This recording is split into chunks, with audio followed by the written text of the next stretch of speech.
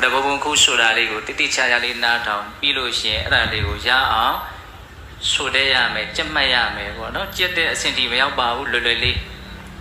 ပြမာနဲ့လူတတ္တဝါဟူသည်မြတို့သည်ဘေးရန်ကင်းကွာကိုယ်စိတ်နှဖျားကျမ်းမာချမ်းသာကြပါစေရပြီဒီလောက်ဆိုနော်အပေါ်ကနေစဆင်းလာတာတတ္တဝါကိုအာယုံပြုတဲ့နေရာမှာပြမာနာလူတတ္တဝါဟူသည်မြတို့သည်ဆိုတာအပေပုံသားတွေကိုရည်ရွယ်တာကုံသွားတယ်နော်ပြမာနဲ့လူတတ္တဝါဟူသည်မြတို့သည်ဘေးရန်ကင်းကွာကိုယ်စိတ်နှဖျားကျမ်းမာချမ်းသာကြပါစေဟုတ်လားအဲ့လိုမေတ္တာပြုတဲ့နေရာမှာဒါလေးကိုထပ်ခါဘုံကရွတ်စေခြင်းပဲဟုတ်လားအဲ့လိုရွတ်ဆိုတဲ့အခါမှာကိုယ့်ရဲ့စိတ်ကစောစောကပြောသလိုဘေးရန်ကင်းစေခြင်းနဲ့စိတ်ဆန္ဒကျမ်းမာရေးကောင်းစေခြင်းနဲ့စိတ်ဆန္ဒစိတ်ချမ်းသာစေခြင်းနဲ့စိတ်ဆန္ဒအကြီးအကျယ်ရှိရမယ်မြတ်စွာဘုရားကတော့ရှင်းအောင်ဥပမာလေးနဲ့ပေးတယ်မေတ္တာထားတဲ့အခါမှာဘလို့ထားရမှာတော့ပေးတဲ့တို့အမြဲတမ်းရွတ်နေကြဖြစ်ပါလိမ့်မယ်မေတ္တာတုတ်ထဲမှာမာတာယထာနိယံပုဒ္ဒမာယုတာဧကပုဒ္ဒမနုရခေဒါမေတ္တာမထားတတ်တဲ့ပုဂ္ဂိုလ်တွေထားတတ်အောင်ဥပမာပေးတာတူရီသောသားကိုမိခင်ဟာဆောင်းလျှောက်သလိုမျိုးကောင်းစေခြင်းသလိုမျိုးသမီးတောင်မပြောဘူးနော်ရေဘူးရသမီးနဲ့သားဆိုရင်သားကိုချစ်ကြတာ哦သားသမီးက3-4ယောက်ရှိတယ်ဆိုရင်တော့အချစ်တွေကခွဲနေရမှာဆိုလို့ဧကပုဒ္ဒတယောက်သေးသောတဟုတ်လားအဲ့ဒါရဲ့ပုံမှာမိခင်ဟာဘလောက်ကောင်းစေခြင်းပဲလေဘေးရန်လည်းမတွေးစေခြင်းဘူးကျမ်းမာရေးလည်းမဖောက်ပြန်စေခြင်းဘူးစိတ်ဆင်းရဲစရာလည်းမတွေးစေခြင်းဘူးအဲ့ဒါလိုပဲတဲ့တတ္တဝါတွေရဲ့ပုံမှာတူရီသောသားရဲ့ပုံမှာထားတဲ့စိတ်ထားမျိုးထားရမယ်တဲ့နားမလည်တယ်ပါရှိတော့အားမရှိဘူးနော်ကိုချင်းစာစိတ်နဲ့လည်းပဲမေတ္တာတရားထားရမယ်ဒါကြောင့်မေတ္တာပို့ရင်ကိုအရင်ပို့ရတယ်ဘာဖြစ်လို့တုံးဆိုတော့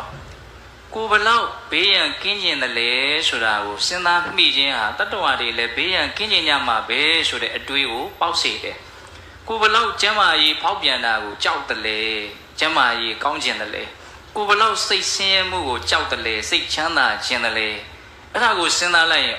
တတ္တဝါတွေအကုန်လုံးလည်းပဲကိုလိုပဲဆိုတဲ့စိတ်ထားလေးနဲ့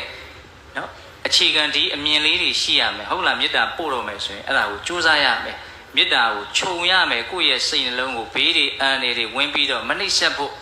လုံခြုံတယ်ဆိုတာပြီးတော့ဘုံအတိတ်ပဲအကျေပြောပါမယ်ကိုကမေတ္တာပို့နည်းလေးကိုအရင်ပြောနေတာဟုတ်လားမေတ္တာဘလို့ပို့မှာတော့ခုနတုန်းကစာပိုက်လေးကိုရအောင်ဆိုရမယ်ဗြဟ္မာနဲ့လူတတ္တဝါဟူသည်မြတို့သည်ဘေးရန်ကင်းကွာကိုယ်စိတ်နှဖျားကျမ်းမာချမ်းသာကြပါစေပတိတစီချလိုက်လက်ချိုးရင်လည်းချိုးပတိတစ်ပတ်ဆိုရင်108ခေါက်ဖြစ်မယ်နော်ကြိုးစားမယ်လို့အမခံနိုင်မလားအဲ့ဒီဂတိလေးမြန်ပေးနိုင်မလားလုပ်ကြည့်နော်ပြီးရင်မေတ္တာတရားကိုယ်ဘယ်လောက်ထိလုံခြုံအောင်စောင့်ရှောက်တယ်လဲဆိုတာကိုကိုယ်တိုင်တွေ့ရလိမ့်မယ်ဒီနေ့မှာလုံခြုံအောင်စောင့်ရှောက်တယ်ဆိုတာက2ပိုင်းရှိတယ်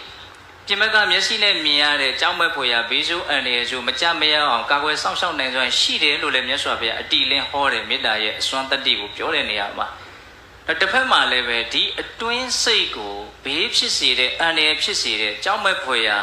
ယာဂဒေါသမောဟအစရှိတဲ့ရန်သူတို့ရဲ့နှိပ်စက်ခံရခြင်းမှလည်းပဲလုံခြုံအောင်စောင့်ရှောက်နိုင်စွမ်းရှိနေသေးတယ်အဲ့ဒီလုံခြုံမှုကပိုလေးနဲ့တယ်ပြင်ဘက်ကအန္တရာယ်ကိုလုံခြုံအောင်စောင့်ရှောက်နိုင်တဲ့အစွမ်းနဲ့မကဘူးအတွင်းစိတ်ကိုပါအန္တရာယ်ဖြစ်စေမဲ့အရာတွေကနေကာကွယ်ပေးနိုင်စွမ်းလည်းရှိနေသေးတယ်မေတ္တာတရားရဲ့စွမ်းရည်ဟုတ်လားအဲ့ဒါကိုဘုံဘုံတို့ကနားလည်ပြီးတော့မေတ္တာပွားလို့စိတ်ကိုထက်သန်စေပြီးတော့မေတ္တာကိုပွားကြည့်ရမယ်